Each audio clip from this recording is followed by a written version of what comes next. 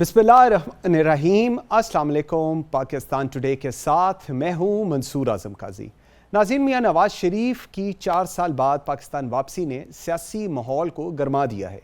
एक तरफ एहतसाब अदालत ने तोशाखाना केस में साबिक वज़ीर आज़म के वारंट गिरफ्तारी मुअत्तल कर दिए हैं, तो दूसरी जानिब इस्लामाबाद हाई कोर्ट ने साबिक वज़ीर आज़म नवाज शरीफ को अल-अज़ीज़िया और एवन फील्ड रेफरेंस में गिरफ्तार ना करने का हुक्म देते हुए 24 अक्टूबर तक उनकी हिफाजती ज़मानत मंजूर कर ली है, जिसके बाद मुल्क में एक नई बहस शुरू हो गई है। सियासी मुखालफीन इसे रिलीफ और सहूलतकारी करार दे रहे हैं, जबकि मुस्लिम लीग नून इसे इंसाफ का तकाजा करार दे रही है। दूसरी जानिब चेयरमैन तहरीक इंसाफ की कानूनी मुश्किलात कम होने की बजाय बढ़ती नजर आ रही हैं।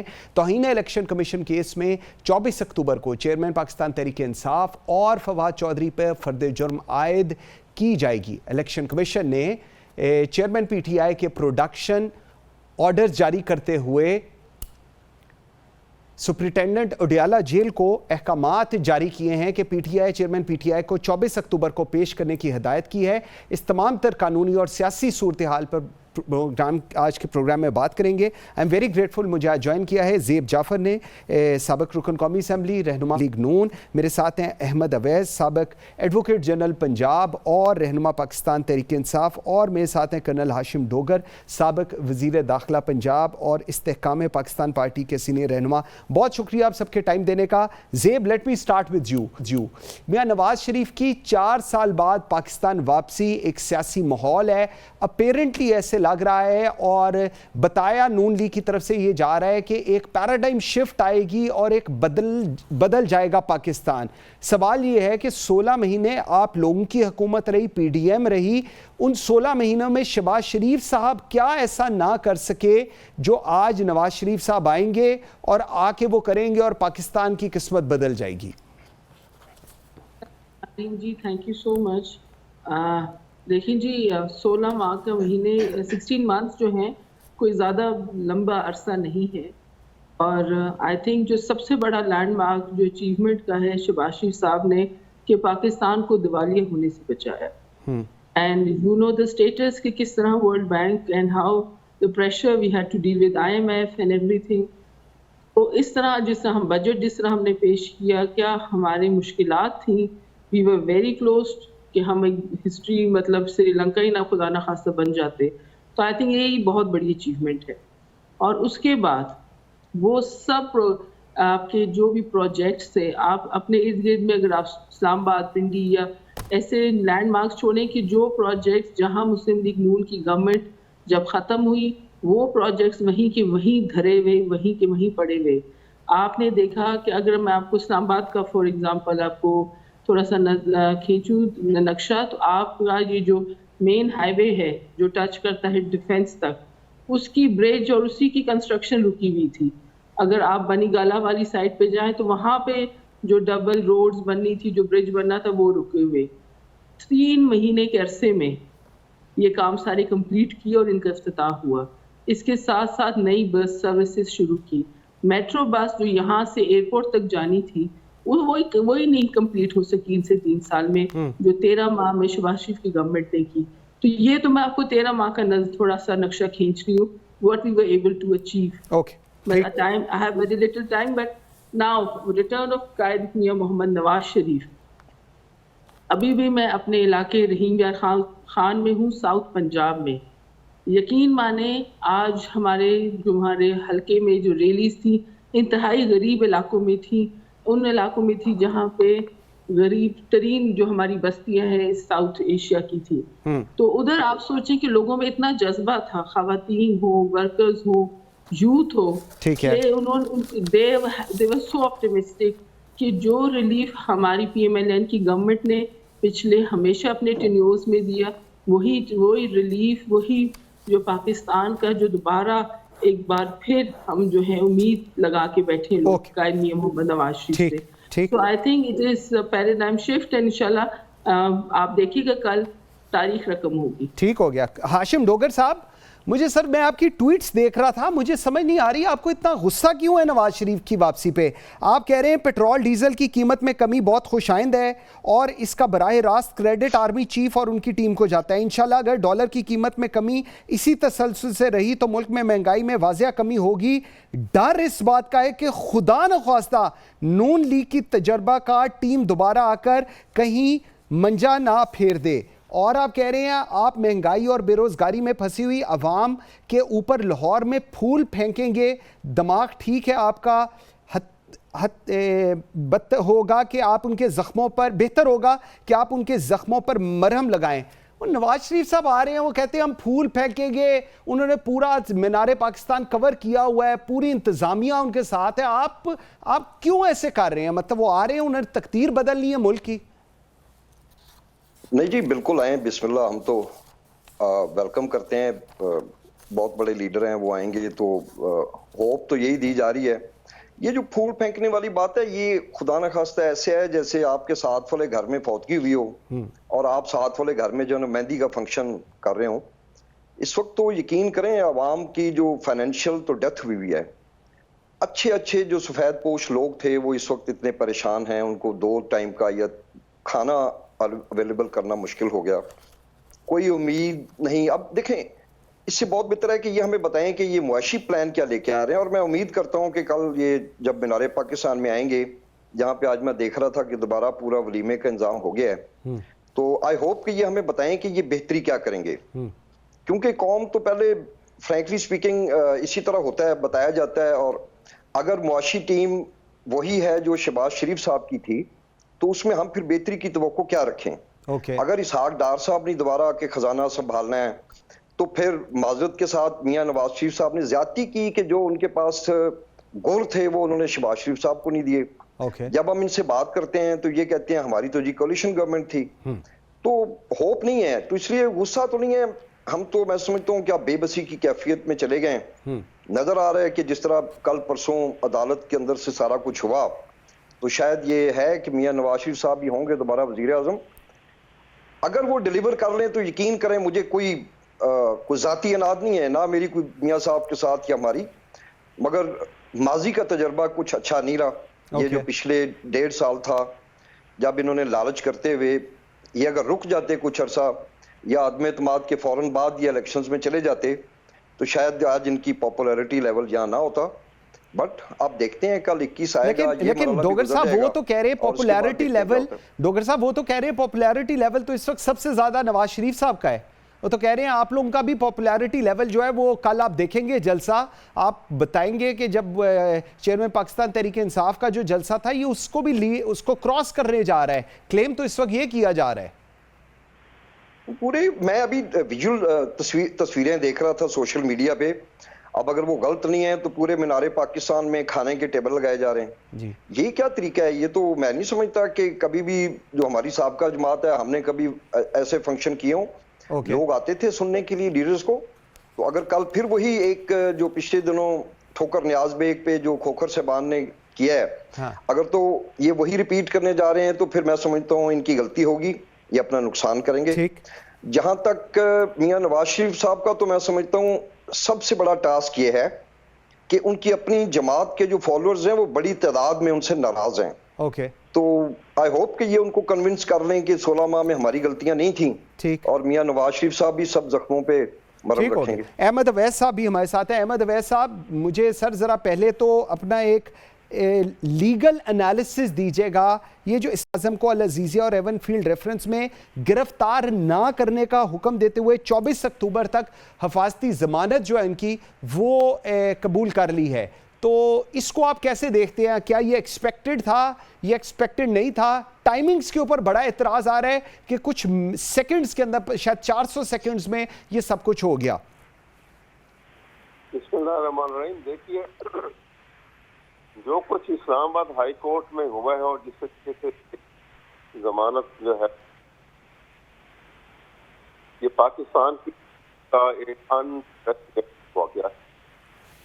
और आप यूं समझ लीजिए कि एक कैदी जो मफरूर भी हो और जिसको उसके भाई की अंडरटेकिंग के ऊपर बाहर भेजा गया हो, और ना उस अंडरटेकिंग के मुतालिक किसी ने पूछा कि ये 4 साल ये आदमी बाहर दंदनाता फिरा है और इसको बीमारी वाली कोई चीज नहीं थी, ना किसी हॉस्पिटल में हुआ, ना कोई इलाज हुए, ना वो डिटेल भेजी गई कि वहाँ पाकिस्तान हाई कोर्ट में वहाँ सारी डिटेल लेके यहाँ आनी चाहिए थी, और किसी अदालत बात का ना नोटिस लिखा भी गया तो वो कोर्ट आई नहीं गई। ओके। उसके बाद जब उनको जमानत दी गई, और जमानत एक किस किस्म की है, एक मफरूर के जमानत दी जा रही है वो 4 दिन तक जरूर करे, सियासी जलसों में शिरकत करे, जुलूस करे, और वो सजा याफ्ता है। उस बाद अदालत में ओके सिर्फ उसके साथ सलूक करे, ये बात की बात है। तो ये मेरा ख्याल है कि कहते हैं कि जहाँ पे इंसाफ का हो जाता है वहां से जुल्म की इब्तिदा शुरू होती है। तो आपको लग रहा है ये जुल्म की इब्तिदा शुरू होने जा रही है? ये जुल्म की इब्तिदा जो है हो गई है वहां से, क्योंकि इंसाफ का जनाल ये इस्लामाबाद हाई कोर्ट ने निकाल दिया। ओके। कोई तरीके से ये सिलसिला नहीं होता, जानते होती है, एक्यूज की होती है, जिसको कोई इल्जाम होता है, हाँ, उसको सजा उसको प्रोटेक्टिव बेल मिल जाती है। ठीक। याफ्ता मफरूर नहीं मिलती है। ये एक पहला तरीका है, और जिससे से ये सब कुछ हो रहा है, ये आए तो कॉन्स्टिट्यूशन, और देखिए दुनिया सारी दुनिया में निज़ाम में अदल जो है वो उस बुनियाद पे चलता है कि जज की क्रेडिबिलिटी और अदालत की क्रेडिबिलिटी जो है अवाम की नजर में उसकी एक अहमियत होती है। ठीक है। वही वो क्रेडिबिलिटी खत्म होती है, वो करेंसी उसकी अवाम की नजर में खत्म हो जाती है। ओके। यही पाकिस्तान का बिल्कुल सही। मुझे जरा अहमद अवैस साहब यही सवाल एक दफ़ा ज़ेब के पास लेकर जाने दें। ज़ेब, तोशाखाना केस में वारंट मुअत्तली, अल-अज़ीज़िया एवनफील्ड रेफरेंस में गिरफ्तार ना करने का हुक्म और 3 दिन की हिफाजती ज़मानत, ये रिलीफ है या आप लोग जिस तरह कह रहे हैं ये इंसाफ का तकाजा है? अगर इंसाफ का तकाजा है तो जिस वक्त अहमद अवैस साहब कह रहे हैं एक्यूज की तो बेल होती है, लेकिन इन दिस पर्टिकुलर केस, और ये तारीख में शायद पहली दफ़ा है कि एक सजा याफ्ता मफरूर की बेल हुई है और उनसे पूछा भी नहीं गया कि आप 4 हफ्ते के लिए गए थे मेडिकल रिलीफ पर और आप 4 साल बाद वापस आ रहे हैं। How you want to defend this thing? First of all, I really want to contradict the term इन्होंने यूज की मफरूर। मियां मोहम्मद नवाज की मफरूर नहीं है, अब ये टर्म इनके साथ बिल्कुल आपको नहीं लगानी चाहिए। बिकॉज सिटिंग गवर्नमेंट जब वो कैद में थे, उनकी मेडिकल कंडीशन को देखते हुए सबके सामने और with the permission of the sitting government on medical grounds ही सेंट अब्रॉड, नंबर 1। नंबर 2, अगर हाई कोर्ट उनको रिलीफ देती है तो आप क्या हाई कोर्ट को चैलेंज कर रहे हैं? अगर मतलब हर इंसान को इंसाफ देने मतलब रिलीफ मिलता है, तो अगर नवाज शरीफ साहब को बेल मिली है तो इससे आपको क्यों एतराज हो रहा है? क्या इमरान खान जब कोर्ट में नहीं पेश होते थे, जब उनको बार बार बुलाया जाता था, तो इसको क्यों नहीं आप देते हैं कि as a violation of law? आप वकील हैं, आप you have studied law, you know better, but as parliamentarian, as a public representative, you cannot call the leader of a very main party Makroor, or that he is not allowed to address. He is allowed to address the people of the Pakistan because he is being 3 times Prime Minister of this country. ठीक। आप एक उसकी credibility जिसने मुल्क को 3 दफा वज़ीर आज़म represent किया, इसको आप कैसे डिनाई कर सकते हैं? इसकी कुर्बानियाँ उसके हाथों को कैसे डिनाई कर सकते हैं? अगर मकरूर ही होता मियां नवाज शरीफ ने तो बिस्तर मर्ग पे अपनी बीवी को छोड़ के ना आते। ठीक। मकरूर ही होता तो पिछले 2.5 साल जो इमरान खान की हुकूमत की डेली पेशियों पे तो लाहौर से एहतसाब अदालत ना आते। कितनी पेशी इमरान खान ने दिखाई, वो तो गिरफ्तारी नहीं देता था कभी। जो उसको गोली लगी है, तकलीफ जख्म हुआ 6-7 महीने से, तो उसका जख्म जो था ठीक नहीं हो रहा था। तो अब नवाज शरीफ की मेडिकल कंडीशन को डाउट करते हैं। I think that is not right. Okay, ठीक। एक ब्रेक लेते हैं नाज़रीन, ब्रेक से ज़रा वापस आते हैं। तो ये जो है कि शरीफ को क्या ये खुसूसी रिलीफ है या इंसाफ का तकाजा है, ये इंपॉर्टेंट इस वक्त की डिस्कशन है, बिकॉज ग्राउंड रियलिटी ये है कि कल 21 अक्टूबर को नवाज शरीफ साहब लाहौर आ रहे हैं और इस्लामाबाद आएंगे, उसके बाद लाहौर आएंगे, मीनार पाकिस्तान में जलसे से खिताब करेंगे। एक बहुत बड़ा जलसा एक्सपेक्ट किया जा रहा है और कहा जा रहा है कि जो उस वक्त कुछ अर्सा पहले चेयरमैन पाकिस्तान तहरीक इंसाफ ने जो जलसा किया था उसको ये क्रॉस करें। ये ग्राउंड रियलिटी है। और दूसरी तरफ ये जो एक अब लीगल डिबेट शुरू हो गई है, खसूसी रिलीफ या इंसाफ का तकाजा, इसमें आगे क्या हम देखेंगे, इस पे बात करेंगे। हाशिम डोगर साहब से मेरे साथ रहिएगा।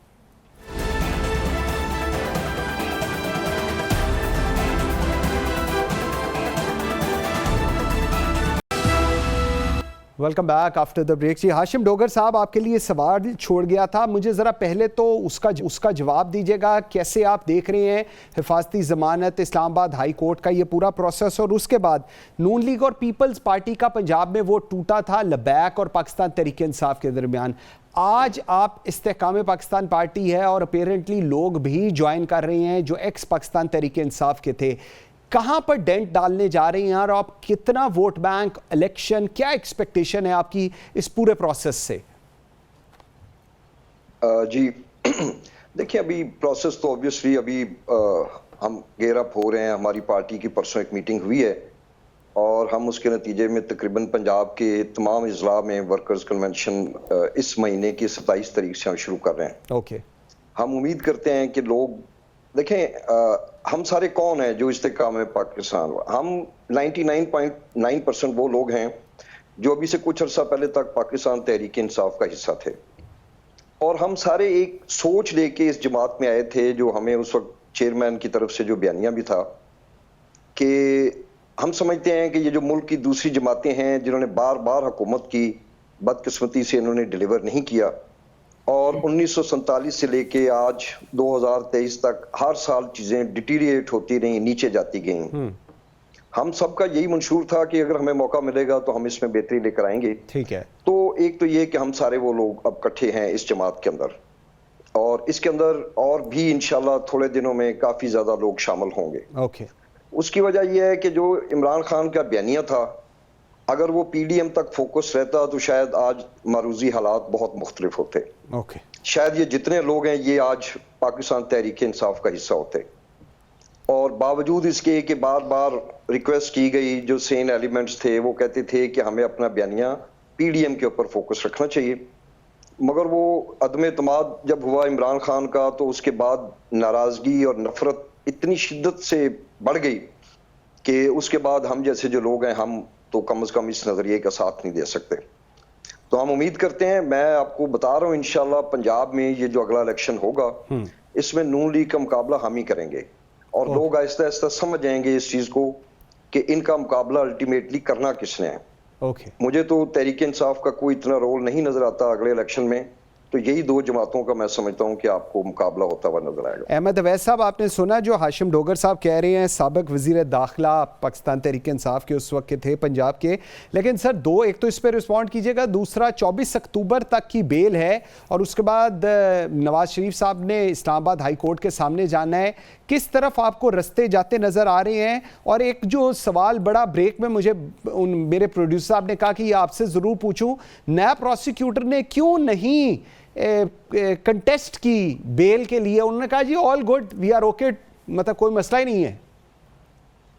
मैं एक चीज छोटी सी ऐड कर लूं इससे पहले कि अहमद अवैस साहब। जी डोगर साहब, हमारे जो साबका एडवोकेट जनरल हैं जो भी मेरे साथ प्रोग्राम में बैठे हैं, ये इंतहाई नफीस आदमी है, और जब मैं वजीर दाखिला था तो हम चीजों को देखते भी थे। मैं आपको यकीन दिलाता हूँ, ये भी उन लोगों में से हैं जो ये कहते थे कि हम अपनी जो फोकस है हम ठीक रखें, हम जो जिस चीज के लिए ये पार्टी मार्ज वजूद में आई थी उसी तक महदूद रखें। बहुत शुक्रिया। आप मतलब अब अहमद अवैस साहब को कह रहे हैं कि वो आ जाए इस्तेहकाम में? मैं पहुंचा देता हूं मैसेज। मैं मैसेज पहुंचा। जी अहमद अवैस साहब। जी, पहली बात तो यह है कि मैं रिस्पेक्ट है मेरे दिल में हाशिम डोगर साहब की, बहुत नफीस आदमी, जी बिल्कुल, शक नहीं, और इसके अलावा मैं एक कमिटेड आदमी है, और हालात जिस किस्म से बने जहां आए, और अब क्योंकि आपके तीनों सवालों का मैं जवाब देता हूं, जी जी, क्योंकि अभी वो नई पार्टी में आए हैं तो असूलन ऑप्टिमिस्टिक ही होना चाहिए, और ऑप्टिमिस्टिक हैं वो। इस इसलिए उनका ख्याल यह है कि तहरीक इंसाफ जो है वो अब क्योंकि तितर बितर हो चुकी है, बिखरी हुई है, लिहाजा अगर स्कोप है किसी का तो शायद नई जमात का होगा। ठीक, लेकिन जितने सर्वे रिपोर्ट्स आई हैं वो आपने देखी होंगी जी, वो तमाम की तमाम सर्वे रिपोर्ट्स जो हैं उनके अंदर अभी भी पॉपुलैरिटी अगर देखी जाए तो वो इमरान खान की सबसे ज्यादा है।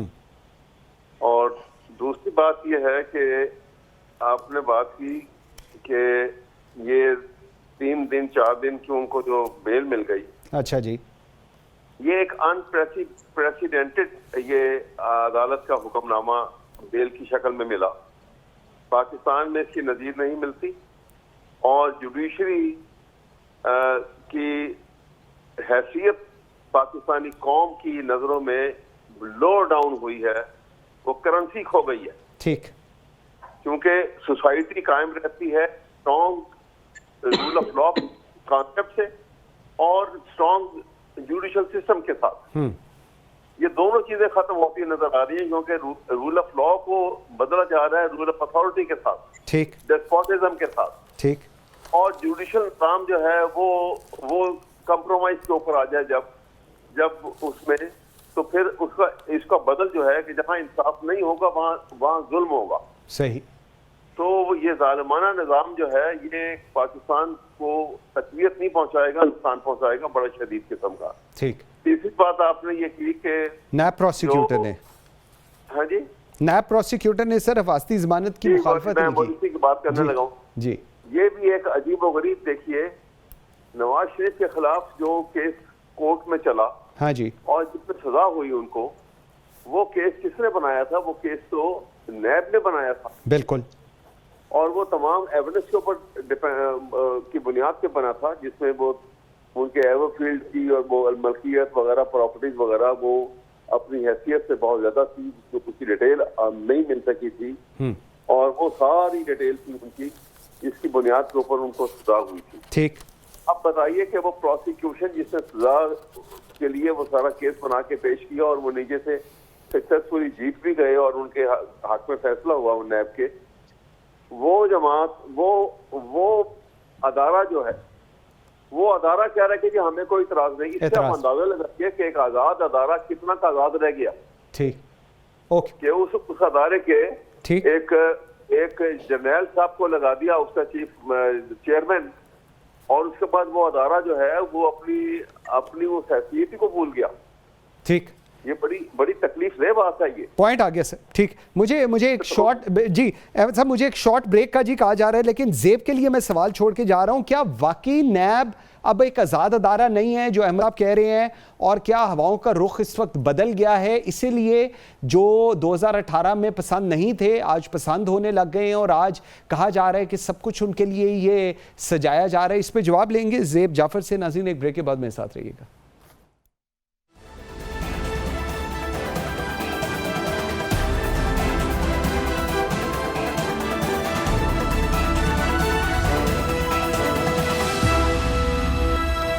Welcome back after the break. जी ज़ेब, आपके लिए सवाल छोड़ गया था, जिस तरह अहमद अवैस साहब कह रहे हैं, क्या नायब वाकई ही अब आज़ाद अदारा नहीं है और हवाओं का रुख बदल रहा है, और 24 अक्टूबर को इस्लामाबाद हाई कोर्ट में नवाज शरीफ साहब ने भी हाजिर होना है, क्या देख रही हैं आप आइंदा आने वाले कुछ दिनों में? मुझे एक बात की समझ नहीं आती कि कौन से इनको एतराज़ है, कौन से इदारे से। कभी हाई कोर्ट है, कभी नैब है, मतलब जो नवाज शरीफ को रिलीफ दे उस अदारे से इनको एतराज़ है। और वही अगर हाई कोर्ट लाहौर परवेज इलाही को रिलीफ दे तो वो बिल्कुल ठीक है, कल को इमरान मांगेगा उसको मिलेगा तो ठीक है। मतलब आपको अदारों से प्रॉब्लम है या नवाज शरीफ को रिलीफ देने से प्रॉब्लम है? प्रॉब्लम क्या है? क्योंकि नवाज शरीफ साहब को कोई एक्स्ट्रा माइलेज नहीं दी जा रही, उन्होंने जेल भी भुगताई है, उन्होंने कोर्ट भी फेस की है। He is gone through all the difficult times with his family. Maryam Nawaz not having a political office, no government office, उनको अरेस्ट जिस तरह किया गया, किस तरह विक्टिमाइज किया गया बिकॉज वो नवाज शरीफ की बेटी हैं, तो we have seen it all. But question is कि कहते हैं कि और किसी पॉलिटिकल पार्टीज, ये जो 2 मेन स्ट्रीम पॉलिटिकल पार्टीज रही हैं, लोग इनसे नाराज हैं। हमारा आप चाहे 80s के देखें, 90s देखें, never in the history of Pakistan कभी किसी अदारे की क्रेडिबिलिटी पे इस तरह डाउट किया गया। आज तो आपने अदारों को एक दूसरे के सामने ला के खड़ा कर दिया। किसी भी अदारे का नाम ले लें, इमरान खान ने जो नफरत की आग फैलाई है, देखिए we can defeat the enemy in on the borders, लेकिन आपने नफरत दिलों में डाली है, यूथ के अंदर जो डाली है, अपने अदारों के लिए, अपने पाक फौज के लिए, उसको कौन निकालेगा? Who is to be blame for that? आपने मुल्क को अंदर से खोखला किए। आप क्या बातें करते हैं अभी, क्योंकि हमारे लिए कल बहुत बड़ा दिन है, क्योंकि हमारा काफी मोहम्मद नवाज शरीफ आ रहा है। So I don't want to get into that debate, but do get, आप जरूर बुलाइएगा, इंशाल्लाह on your next talk show I will. बिल्कुल right now, ठीक जिनको डाउट है कि अगर हम लोग जो है मुस्लिम लीग नून का पावर शो जो है किसी तरह कमजोर है, तो देखें 24 घंटे की देर है, दूध का दूध पानी का पानी। हाशिम ठीक हो गया जाके जब आप देखेंगे मीनारे पाकिस्तान में कि किस तरह नवाज शरीफ को देखने के लिए, उनको सुनने के लिए उनका वर्कर, सपोर्टर, औरत, मर्द, यूथ हाजिर है, तो फिर आपसे बात होगी। फिलहाल आपको जो गूज़बम्स हो रहे हैं, पॉइंट आ गया जी, जो प्रॉब्लम्स हैं, keep them with you. But Hashim Dogar साहब ठीक हो गया जी, पॉपुलैरिटी कम हुई है, पॉइंट आ गया। अवाम नहीं है, you are, I think okay ठीक है। हाशिम डोगर साहब जरा I really want to understand, एक तो चले 24 अक्टूबर के ऊपर अभी ज़ेब नहीं, बट तौहीन इलेक्शन केस में 24 अक्टूबर को चेयरमैन पाकिस्तान तहरीक इंसाफ और फवाद चौधरी पर फर्द जुर्म आयद होने जा रही है। इसको आप कैसे देख रहे हैं? क्या तराजू बराबर हैं? कैसे आप इस चीज़ को एनालिसिस करेंगे जी? जी मैं इससे पहले कि ये तराजू की बात करूं, मैं थोड़ा सा, एक हमारी बहन बैठी हैं, बड़ी काबिल एहतराम है, ये देखें अदारों पे हमले जो है, ये तो कोई अभी आज की बात नहीं है कि पिछले साल में हुआ है। बदकिस्मती से अगर ये माइंड ना करें तो ये तो रीत इन्हीं लोगों ने डाली थी जब मियां नवाज शरीफ साहब ने लंदन से बैठ के तो जो गुजरांवाला का जलसा था उसके अंदर उन्होंने पहली दफा जो इस तरह के नेम कॉलिंग शुरू कर दी। फिर उसके बाद ख्वाजा आसिफ साहब ने फ्लोर ऑफ द हाउस क्या बात की, और काफी मिसालें मौजूद हैं, और उसके बाद फिर ये सारा सिलसिला चल पड़ा। बाकी मैं इस हद तक इनकी बात से कायल हूं कि आज वाकई इनके लिए, जमात के लिए बहुत बड़ा दिन है और हमें इनको ज्यादा डिस्टर्ब नहीं करना चाहिए। चांद रात है और कल जो है ना चांद नजर आने की उम्मीद है। ठीक है, तो बहरहाल मैं इसमें ज्यादा इंटरेस्टेड हूं कि मियां नवाज, मुझे ऑनेस्टली इस चीज से नहीं है कि उनको रिलीफ मिल रही है नहीं मिल रही है, I don't care about that. मेरा सिर्फ और सिर्फ कंसर्न ये है कि वो क्या मुआशी प्लान लेके आ रहे हैं। इस मुल्क को अल्हम्दुलिल्लाह ना इस वक्त कोई सरहदों पे खतरा है, दहशतगर्दी का भी अल्लाह का शुक्र है बहुत कंट्रोल्ड है। ठीक है वाकयात हो रहे हैं मगर इंशाल्लाह हमारी पाक फौज इस काबिल है कि उनको कंट्रोल करेगी। एक नुकाती एजेंडा है मियां साहब का, वो आके हमें मुतमईन करें सबको कि वो मईशत को बेहतर करेंगे। तो आई एम नॉट, कोई मेरी जाती उनके साथ कुछ नहीं है, ठीक, बस सिर्फ डर इसहाक डार से आता है कि कहीं वो आके तो ये जो थोड़ा बहुत 2-3 महीने में आवाम को थोड़ा सा एक रिलीफ नजर आ रहा है, वो कहीं खुदा न खास्तर डिस्टर्ब ना हो। ठीक हो गया। अहमद अवैस साहब, sir what you want to comment on तौहीन election commission case 24 October chairman Pakistan Tehreek Insaf और फवाद चौधरी पर जो फर्द जुर्म आयद होने जा रहा है जी? देखिए बात यह है कि वो तो शुरू से आप अगर इलेक्शन कमीशन का तमाम हरकत सकनात को देखें तो आप इस नतीजे में पहुंचेंगे कि किसी स्टेज के ऊपर भी उसने अपने आप को एक इंडिपेंडेंट अदारे की शक्ल में पेश नहीं किया। मैं थोड़ी जल्दी से आपको जरा सी हिस्ट्री बताता चलूं कि जब लार्जर बेंच बना था कि जिसके ऊपर उन्होंने फैसला करना था कि ये अब ये इमरान खान की हुकूमत खत्म करके और हुकूमत जो है वो इनको इसके हवाले की जाएगी, तो चीफ इलेक्शन कमीशन को पाकिस्तान उनको बुलाया था अदालत के अंदर। ठीक है, और कहा कि आप बताएं कि कितनी देर में आप इलेक्शन करवा लेंगे, आपकी तैयारी मुकम्मल है? सही। तो उन्होंने ये सारी बातें करके हल्का बंदियों की और ये सब बातें करके और कहा कि हमें 5 से 7 माह चाहिए इलेक्शन करवाने के लिए। ये बात मैं कर रहा हूँ अप्रैल 2022 की। बिल्कुल ऐसे ही था। और उसके बाद आपने देखा कि 2023 के अंदर जब पंजाब असेंबली डिसॉल्व हुई और केपी की असेंबली डिसॉल्व हुई तो उन्होंने अदालत में आके सुप्रीम कोर्ट के सामने कहा कि हमारे पास तो फंड ही कोई नहीं है। हल्का बंदियों की बात नहीं की उन्होंने वो मर्दमशुमारी की बात नहीं की, उन्होंने कहा हमारे पास फंड नहीं है। चले सर, अब आ गए हैं मेरे ख्याल में फंड्स भी आ गए हैं। फंड जो है उन्होंने पाबंदी लगाई हुई थी। ठीक, और उसके बाद आपने देखा कि अब जिस वक्त दोबारा से सुप्रीम कोर्ट पे अब मैटर आया तो अब उन्होंने कहा कि अब वो मर्दमशुमारी नहीं हुई। तो बताइए वो अहमद अवैस साहब, बिल्कुल आप मेरे पास, सॉरी जी, बिल्कुल जी, एक बात और ठीक सर, मेरे पास टाइम बिल्कुल खत्म हो गया है sir, very sorry. Ahmed Awais साहब, ज़ेर जाफर, हाशिम डोगर साहब, बहुत शुक्रिया जी आप सबके टाइम देने का। नाज़रीन, मुझे मंसूर आज़म काजी को इजाज़त दीजिए। अल्लाह हाफ़िज़।